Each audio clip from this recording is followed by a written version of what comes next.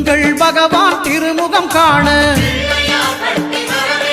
அங்கு கற்பக பெருமான் தொப்புள் குழியில்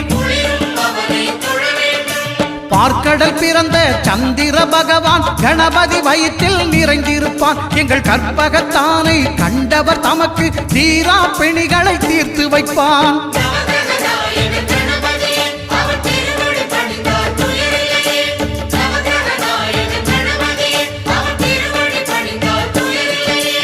ஒன்பது கோளும் ஒன்றாய் காண